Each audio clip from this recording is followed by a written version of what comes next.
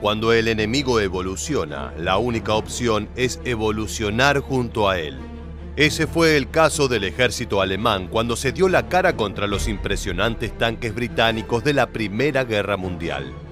Ese obstáculo fue el detonante para desarrollar el primer fusil antitanque de la historia, el Mauser 1918 TGVA, un modelo que hoy ocupa los pasillos e instalaciones de museos militares de todo el mundo, pero que hace 100 años fue el terror de los blindados británicos. En este nuevo episodio de Historia Militar, vamos a conocer cómo fue su desarrollo, cuáles eran sus capacidades y qué impacto tuvo en el primer gran enfrentamiento del siglo XX. La historia del primer fusil antitanque tiene una fecha de origen bastante clara, el 17 de junio de 1917, cuando los soldados alemanes descubrieron que sus balas antiblindaje ya no eran efectivas contra los tanques Mark IV británicos. La llegada de esos carros de combate anunciaba un nuevo capítulo en la historia de la guerra terrestre. La imagen de 400 tanques enemigos pasando por arriba de las barricadas de seguro fue terrorífica para miles de soldados alemanes que no tenían ni las armas necesarias ni la experiencia para enfrentarlos. Hasta ese momento la munición 7.92 milímetros y los fusiles de cacería habían sido suficientes, pero ya no más. La batalla terminó con victoria para los británicos, aunque con la muerte de 4.000 soldados. Del lado alemán, aún peor que la derrota era la sensación de estar frente a un enemigo insuperable. Si bien durante la Segunda Guerra Mundial los germanos contaron con una flota impresionante de carros, para 1917 su arsenal estaba reducido y solo destacaba el A7B, una maquinaria lenta y bastante inútil. Diseñar y producir una flota de tanques nuevos no era una opción, no había tiempo ni el material necesario. La única alternativa era enfrentarse a los problemas con táctica y un arma poderosa. Como siempre, ante un obstáculo surge la posibilidad de innovar. Al cabo de 9 meses, la compañía Mauser tenía lista una nueva carta maestra para contrarrestar a los tanques británicos. El fusil Mauser Mod 1918 TGVA fue creado por la compañía Mauser en enero de 1918 y para mayo de ese mismo año ya se encontraba listo para su producción en masa en la fábrica de Oberdorf am Neckar. Fueron recibidos como pan caliente y distribuidos en destacamentos antitanque creados especialmente para enfrentar este nuevo obstáculo. En total se produjeron más de 15.000 unidades y de inmediato los tanques británicos sintieron el impacto. Era la primera vez en la historia que un ejército contaba con un fusil capaz de penetrar el grueso blindaje de los carros de combate. El Mauser 1918 TGVA era un fusil monotiro de cerrojo que empleaba el sistema Mauser, en el cual los cartuchos eran cargados manualmente en la recámara. En cuanto al diseño, era un modelo bastante sencillo y rudimentario, que se valía de retoques estructurales para alojar una munición muchísimo más grande y con mayor penetración. Además, el 1918 TGVA tenía un pistolete y un bípode, pero ningún mecanismo para reducir el retroceso como una culata especial o un freno de boca. Sus mecanismos de puntería eran un punto de mira tipo cuchilla y un alza tangencial graduada de 100 a 500 metros, con aumentos de 100 metros. El fusil era operado por un equipo de 2 hombres, el tirador y el proveedor de munición, ambos entrenados para disparar. El primer tirador llevaba una bolsa con 13 cartuchos y un rifle. Su otro compañero transportaba una bolsa de lona con 20 cartuchos, una caja con otros 72 cartuchos y el bípode. Debido al gran peso de este armamento, solo se podía utilizar en una posición fija, lo que resultaba molesto para los soldados. Pero este fusil no solo destruye tanques, sino también los cuerpos de los soldados alemanes. El gran retroceso del 1918 TGVA era muy fuerte para el tirador y a veces podía romperle la clavícula o dislocarle el hombro. Cada ejemplar medía 1.69 metros de largo, con un cañón de 984 milímetros, es decir, casi 1 metro. Pesaba 15.9 kilogramos vacío y llegaba a los 18.5 kilogramos cargado y con el bípode para disparo. Tenía un alcance efectivo de 500 metros con una velocidad máxima de proyectiles de 780 metros por segundo. En los armamentos antitanque, la munición resulta un aspecto fundamental para evaluar su poder. Recuerda que los proyectiles deben penetrar el blindaje de los tanques, pero también deben ser ligeros para transportarlos.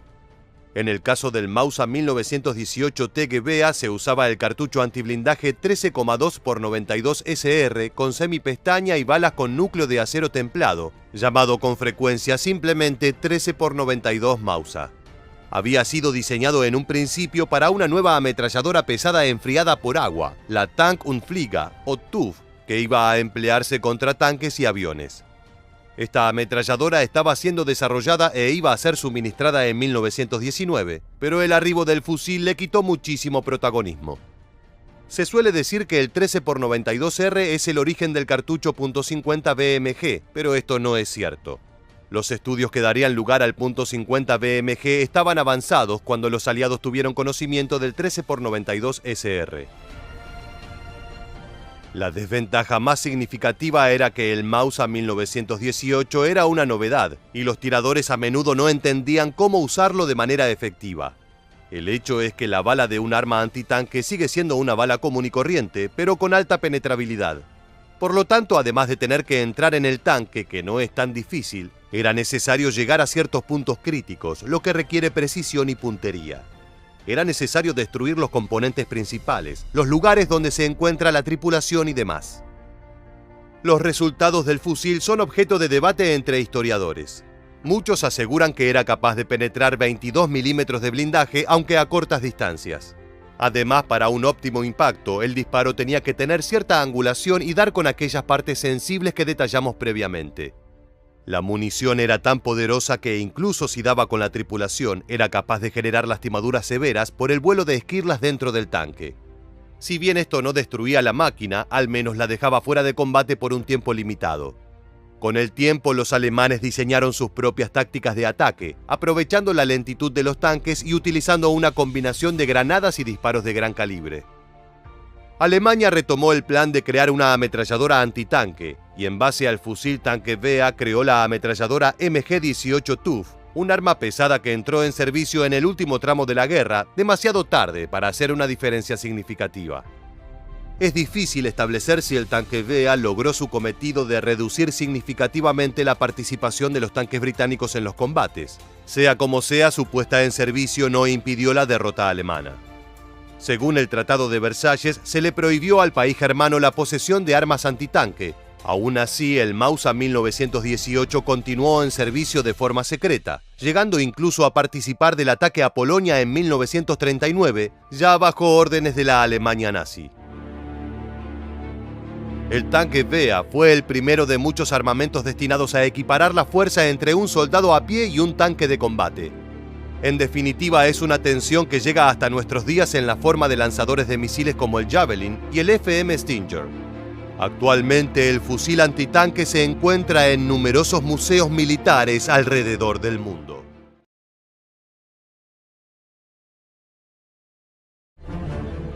En 1933, Adolf Hitler llegó al poder e inmediatamente inició un plan para desarrollar una nueva generación de armamentos que le permitieran lanzarse a la conquista de Europa. Luego de muchos intentos, algunos exitosos y otros fallidos, los nazis crearon el subfusil MP-40, que comenzó a ser fabricado en masa para la infantería del ejército alemán. Ahora sí, el Führer tenía una letal máquina de matar con la que sus tropas podrían aniquilar a sus enemigos. Con el tiempo, la MP-40 se convirtió en una de las armas más icónicas de la Segunda Guerra Mundial y fue utilizada durante décadas, incluso después de que terminase este catastrófico conflicto bélico. No te muevas de tu pantalla, porque en los próximos minutos te contaremos todo acerca del MP-40, la letal ametralladora del Tercer Reich. Cuando Hitler comenzó el rearme de Alemania, la Oficina de Armamento del Ejército encargó el desarrollo de un subfusil orientado a las tropas aerotransportadas. Para crear esta pieza se dieron instrucciones muy específicas. Tenía que ser práctica, ligera, efectiva y sobre todo barata, ya que iba a fabricarse masivamente. Quien quedó a cargo de su desarrollo fue la empresa alemana de armamento Erführer Maschinenfabrik, más conocida como ERMA, compañía que contaba con la ventaja de haber producido otros fusiles de uso militar en el pasado. Para su desarrollo, el diseñador Heinrich Vollmer se inspiró en un viejo prototipo de ametralladora, la MP-38, que era a su vez una adaptación simplificada de la MP-36. Para perfeccionarla fue crucial la Guerra Civil Española, conflicto al que Hitler envió tropas para combatir en el bando de Francisco Franco. Los científicos alemanes aprovecharon la ocasión para estudiar cómo funcionaba el armamento en un combate real. Luego de todo el proceso de investigación y desarrollo, el resultado fue un subfusil que cumplía con todos los requisitos de la Wehrmacht, el poderoso MP-40. La MP-40 compartía muchos elementos con sus antepasados, pero había una diferencia clave. La MP-38 se hacía con acero molido y aluminio, mientras que el nuevo subfusil se construía con piezas de acero estampado. Con esta sencilla modificación, el arma podía ser fabricada a gran escala. De hecho, se calcula que entre los años 1940 y 1945, la empresa Erma produjo la impresionante cantidad de 1.1 millones de ametralladoras MP-40. Con esto, el modelo se convertiría en uno de los instrumentos bélicos más populares y difundidos de toda la Segunda Guerra Mundial. Curiosamente, los aliados le dieron el apodo de Schmeisser, en alusión a Hugo Schmeisser, uno de los diseñadores de armas automáticas más importantes de la Primera Guerra Mundial, aunque Hugo no tuvo ningún tipo de relación con la creación de este armamento. Conozcamos sus especificaciones para entender por qué llegó a ser tan valorada durante aquellos años. La MP-40 pesaba solo 4,7 kilos cargada, lo que la convertía en un arma sumamente ligera. Tenía un calibre de 9 milímetros, un cañón de 251 milímetros y una longitud total de 833 con la culata desplegada. Utilizaba un cargador de 32 cartuchos con munición de 9 por 19 milímetros para Velum y permitía hacer entre 500 y 550 disparos por minuto. Por otra parte, tenía un alcance efectivo de hasta 200 metros y una velocidad máxima de disparo de 381 metros por segundo. La precisión del subfusil MP-40 era mayor que la de otros ítems similares de la misma época, ya que su baja cadencia de fuego le brindaba un retroceso verdaderamente bajo. Esto significaba que, si bien la única modalidad de fuego era automática, de todas maneras podían realizarse disparos individuales de alta precisión. Para que fuera más práctico en combate, su diseñador le agregó un componente que llegó a ser muy apreciado entre los soldados, un gancho que sobresalía de la parte inferior del cañón. Esta sencilla modificación permitía que, al apoyar el arma en la puerta de un vehículo, el retroceso no causaba que la ráfaga se desviara hacia atrás, evitando lastimar a los acompañantes del tirador. Otras innovaciones incluían una culata metálica plegable y una empuñadura hecha de plástico, cuando lo común hasta ese momento era que estas piezas se fabricaran con madera.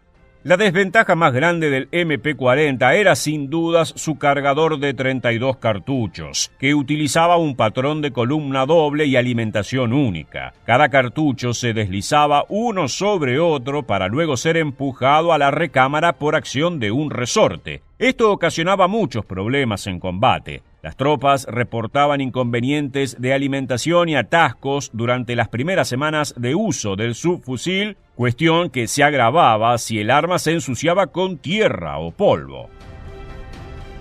Cuando estalló la guerra, la mayor parte de los hombres de la Wehrmacht estaba equipada con un MP-40, instrumento que rápidamente se convirtió en el armamento estándar de la infantería. El subfusil fue utilizado tanto en el frente oriental como en el occidental e incluso era común verla entre los aliados, que a lo largo de los años capturaron unas 200.000 unidades de esta herramienta mortal.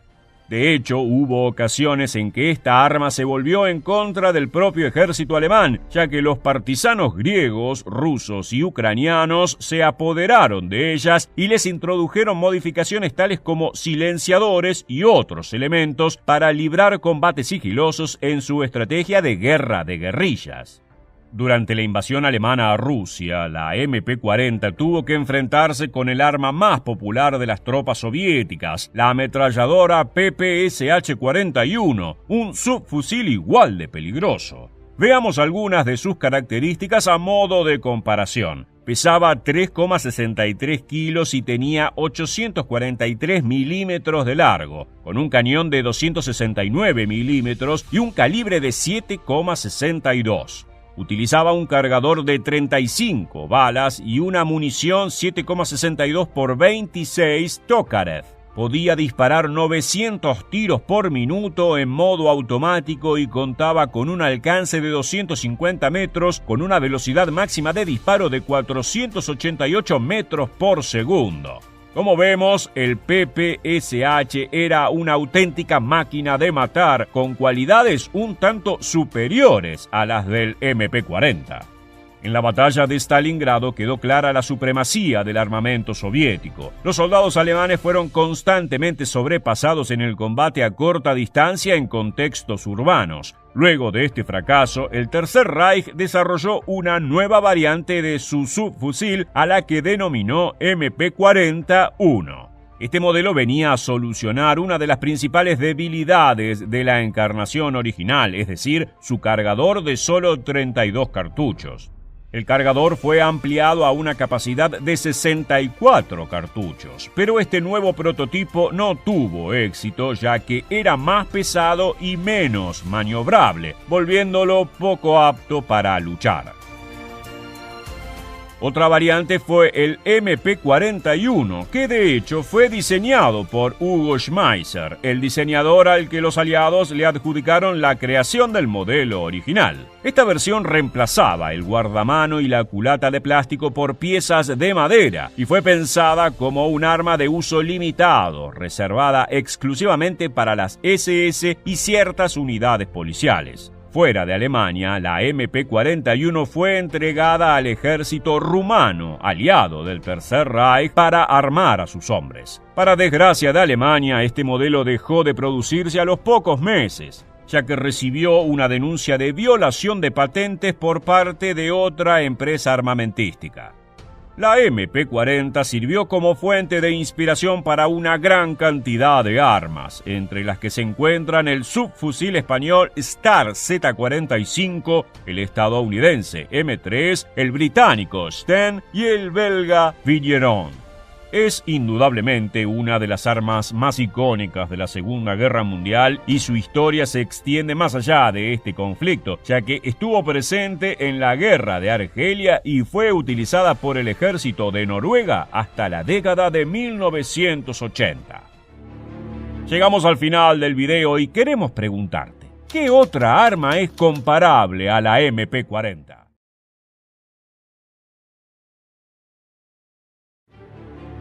Durante la guerra de Vietnam, el ejército de Estados Unidos tuvo que combatir contra un enemigo invisible, pues los guerrilleros del Vietcong tenían la capacidad de atacar por sorpresa y luego desaparecer en la jungla.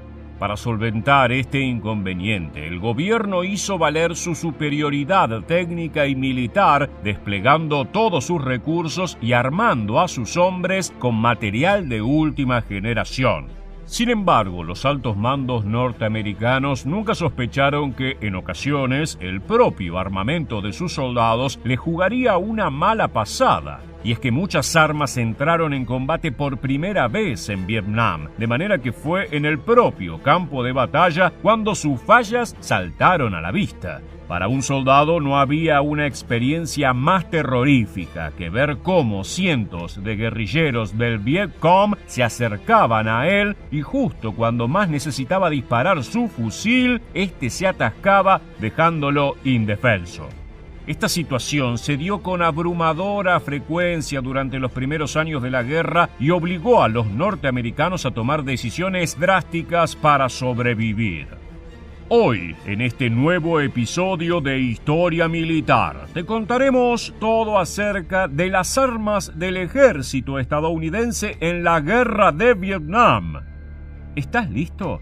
Pues entonces, prepárate para viajar en el tiempo. En la Guerra de Vietnam, Estados Unidos desplegó todo su poderío militar, ya que estaba seguro de que su superioridad armamentística le garantizaría una rápida victoria. Una de sus armas más letales era el helicóptero Bell UH-1, popularmente llamado Huey, que fue el primero utilizado por las Fuerzas Armadas norteamericanas en ser propulsado con un motor turboeje. Para un campesino vietnamita era aterrador escuchar a lo lejos el sonido de las hélices del Huey acercándose hacia su aldea. Este helicóptero fue utilizado en misiones de asalto, pero también de evacuación médica y rescate. Iba equipado con 4 ametralladoras M60 y tenía capacidad para 8 cohetes. Sin embargo, los ataques aéreos más mortíferos eran aquellos conducidos por aviones Lockheed AC-130. Este prototipo era una aeronave de armamento pesado propulsada por 4 motores turbohélice. Iba equipado con 2 cañones Vulcan de 20 milímetros, 2 ametralladoras minigun de 7,62 milímetros y un cañón Buffers de 40 milímetros. El AC-130 fue particularmente efectivo para bombardear y destruir las rutas de abastecimiento utilizadas por el Vietcong entre 1969 y 1970. Por su parte, las tropas terrestres se valían de armas tan potentes como la M60, una ametralladora de propósito general, utilizada como apoyo de pelotón o como fusil medio de infantería. Pesaba más de 10 kilos y su calibre era de 7,62 milímetros. Podía efectuar hasta 650 disparos por minuto a una velocidad de 850 metros por segundo a una distancia máxima de más de 3.700 metros. Si bien tenía una potencia de fuego devastadora, su principal desventaja residía en el hecho de que el cañón se sobrecalentaba al disparar y cambiarlo era una tarea engorrosa. Al mismo tiempo, su excesivo peso hacía que fuera difícil de manipular. Otra arma fundamental para la infantería estadounidense fue la M18 Claymore, una mina antipersona que, a diferencia de un explosivo tradicional, era direccional y podía activarse desde lejos a través de un control remoto. Al estallar, liberaba una ráfaga de bolas metálicas que mutilaban a un enemigo y podían provocarle la muerte. Tenía el tamaño de un ladrillo pequeño y pesaba menos de 2 kilos, aunque su explosivo de C4 era de apenas 680 gramos. Al ser activada, la explosión arrojaba metralla a 1.200 metros por segundo en un abanico que llegaba a los 2 metros de altura y 50 de ancho. Así como los norteamericanos tenían que cuidarse de las ingeniosas trampas vietnamitas, los guerrilleros del Vietcong también tenían que andarse con cuidado para no volar por los aires al pasar cerca de una Claymore oculta en la jungla. Hacia 1966, Estados Unidos ya llevaba varios meses combatiendo en Vietnam contra las fuerzas comunistas. Ese año, el ejército norteamericano decidió reemplazar el M14, el arma estándar utilizada por las tropas de infantería, por un nuevo modelo, el M16. Este era un fusil semiautomático, cuyas ventajas residían en su precisión, su ligereza y su potencia de fuego. Pesaba 4 kilos, cargado, tenía una longitud de 1000 milímetros y su calibre era de 5,56 milímetros. Los proyectiles tenían un alcance máximo de 3.600 metros de distancia a una velocidad de 950 metros por segundo. La implementación del M16 fue una respuesta a la alarmante cantidad de bajas sufridas a manos del Vietcong y sus AK-47. Sin embargo, al poco tiempo surgieron las controversias con respecto a la eficacia del nuevo fusil. La primera generación de M16 resultó ser increíblemente problemática. Los militares norteamericanos se quejaron de los desperfectos del arma y en particular denunciaron la frecuencia con la que se atascaba en medio de la batalla. Al gatillar muchas veces sucedía que un cartucho se atoraba en la recámara, trabando el mecanismo de fuego e impidiendo que el arma disparara de manera repetida. En la práctica, el M16 funcionaba como un viejo mosquete de un solo tiro, tal y como en las guerras del siglo XIX. Los soldados se veían obligados a introducir una varilla de metal en la boca del fusil para quitar el cartucho atascado. Si bien era una maniobra sencilla, terminaba demorando el avance de las tropas, además de la consecuente pérdida de efectividad y coordinación a la hora de actuar. A pesar de sus inconvenientes, el gobierno norteamericano defendió la utilidad del M16 y los altos mandos del ejército hicieron declaraciones públicas alegando que era el mejor fusil para combatir en Vietnam. Al mismo tiempo, Estados Unidos implementó rutinas de entrenamiento en las que las tropas de infantería aprendían a lidiar con los imperfectos del fusil. Por otro lado, repartió kits de auxilio con materiales para limpiar las armas trabadas. En 1967, el Congreso norteamericano elaboró un informe demoledor, en el que se recogían evidencias acerca de los numerosos problemas del fusil M16. Según una encuesta realizada a más de 1.500 soldados de infantería en Vietnam, el 80% había sufrido algún tipo de falla al disparar el arma en medio de un combate.